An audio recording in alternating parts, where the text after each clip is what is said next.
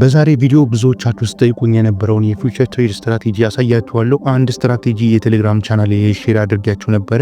በዚህ ቪዲዮ ደግሞ ሌላኛውን በባይቢት በባይናንስ እንደዚሁም ደግሞ በማንኛውም ሌላ ፊውቸር ትሬድ በምታደርጉበት ኤክስቼንጅ ላይ ክሪፕቶ ፊውቸር ትሬድ ለማድረግ የሚረዳችሁ ምርጥ ስትራቴጂ ያሳያችኋለሁ። ይህ ስትራቴጂ በደንብ ይሰራል። ቢያንስ ከ80 እስከ 90% በሚሆን ገደማ ውጤታማ ሲሆን በክሪፕቶ ላይ አሪፍ ገንዘብ ለመስራት ይረዳችኋል። ጀማሪ ሆናችሁም አድቫንስ ትሬደሮች ይህንን ስትራቴጂ መጠቀም ትችላላችሁ። ከዛ በፊት ወደ ቻናሌ ለመጀመሪያ ጊዜ ከመጣችሁ ሰብስክራይብ ማድረግ እንዳረሱ፣ እንደዚሁም እንደዚህ አይነት ኮንተንቶች የሚመቻችሁ ከሆነ ላይክ እና ሀሳብ አስተያየታችሁን ኮሜንት ላይ አስቀምጡልኝ ስለሚያበረታታኝ ነው። አሁን ወደ ስትራቴጂው ስንሄድ በመጀመሪያ ወደ ባይቢት ፊውቸር ትሬድ ገብተን ስትራቴጂው እንዴት እንደሚሰራ አሳያችኋለሁ። እንዳያመጣችሁ ትኩረት ሰጣችሁ ተከታተሉ። በመጀመሪያ ትሬዱ ኒው ፔር ላይ መሆን መቻል አለበት። እዚህ ጋር እንደምታዩት ሳሮስ ዩኤስዲቲ ፔር ላይ ነበርኩኝ። አዲስ ፔር ነው።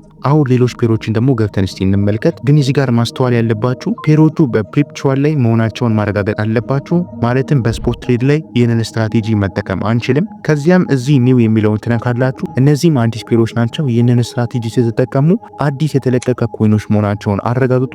አሁን አስቀድሜ ወደ ገባሁበት ኒው ፔር ሊሄድና ላሳያችሁ።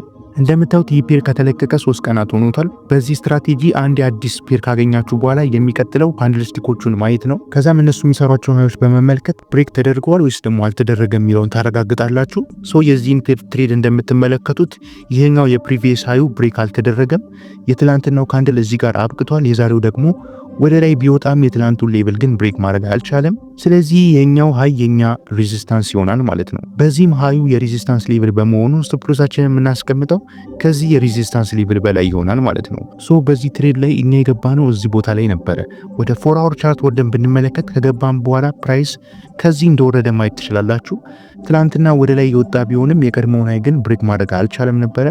ከዚያም እስከዚህ ድረስ የወረደ ሲሆን ይህም ተመልሶ ወደ ላይ ከመውጣቱ በፊት ከ50% በላይ ፕሮፊት ሰጥቶን ነበረ። አሁንም ግን ይሄኛው የላይኛው ሞመንት ራሱ የቀድሞውን ሃይ ብሬክ ማድረግ አልቻለም። በዚህም መውረድ ወይም ደግሞ ደምፕ ማድረግ ጀምሯል።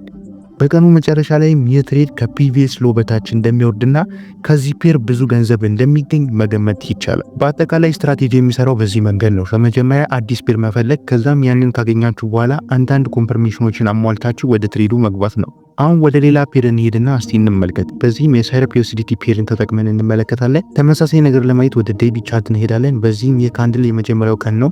ይሄኛው ደግሞ የሁለተኛው ቀን ነው። ግን የሁለተኛው ቀን ካንድል የመጀመሪያውን ቀን ሃይ ብሬክ አድርጎታል። በዚህም ይሄኛውን ትሬድ አልወሰድኩትም ነበረ፣ ምክንያቱም የሁለተኛው ቀን ሃይ የመጀመሪያውን ብሬክ ስላደረገና እስከዚህ ድረስ ስለሄደ ነው። እኔ ልገባ የምችለው በሁለተኛው ቀን ሃይ ላይ በ4 አወር ቻርት ላይ ነበረ። በ4 አወር ቻርት ላይ ገብተን ብንመለከት ሃዩን እዚህ ጋር ማየት ትችላላችሁ። ይህንን ሃይ ከሰራ በኋላ እና ደግሞ ይሄኛው ካንድል የቀድሞውን ካንድል ኢንገልፍ አድርጎ ከወረደ በኋላ ይህ የኔ ኢንተሪ እንደዛውም ደግሞ ይሄኛው የኔ ስቶፕ ሎዝ ይሆን ነበረ። ይህም እንደተጠቀምኩት ሌቨሬጅ ከ50% እስከ 100% ፕሮፊት ይሰጠኝ ነበረ። ከዚያም በኋላ ትሬዱ ይህንን ሰፖርት ቴስት ሊያደርግ ስለመጣ መውጫችን እዚህ ጋር ይሆን ነበረ። እንደምታዩትም ፕራይሱ ነጥቶት ተመልሷል። ስትራቴጂው ትሬድ ላይ የምትጠቀሙት በዚህ መንገድ ነው። ሌላኛው መረዳት ያለባችሁ ነገር አዲስ ፔር ስለሆነ ሁልጊዜ የሴል ኦፖርቹኒቲ መፈለግ አለባችሁ። ምክንያቱም አዳዲስ ፔሮች ከጥቂት ጊዜ በኋላ መውረዳቸው ወይም ደግሞ ደምፕ ማድረጋቸው አይቀርም። አሁንም ደግሞ እንደገና እዚህ ጋር ሌላ ሃይ የሰራ ሲሆን በዚህም ከዚህ ካንድል በኋላ በዚህ ሌቭል ላይ የሴል ኦፖርቹኒቲ መፈለግ ትችላላችሁ።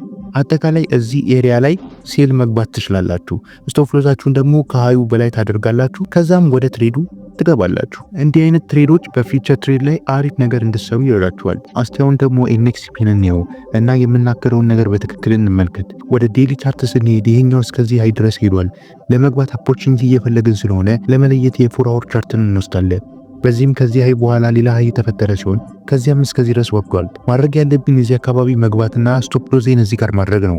በእርግጥ ፕራይሱ ሩቅ ስለሆነ ስቶፕ ሎዛችንም ትልቅ ሊሆን ይችላል።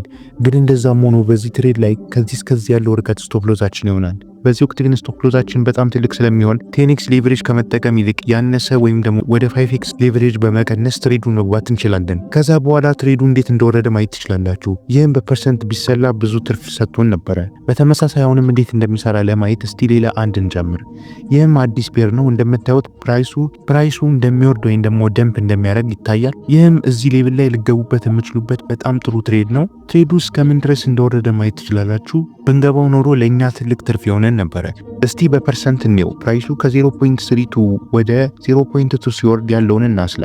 በቴኒክስ ሌቨሬጅ ተጠቅመን እንደዛውም ደግሞ ወደ 45% አካባቢ የሚሆን የፕራይስ ዳውን አድርጓል። ይህም በ10 ስናባዛው ወደ 450% ትርፍ አግኝተናል። በአጠቃላይ የስትራቴጂ ትሬድ ብታደርጉበት መንገድ ነው።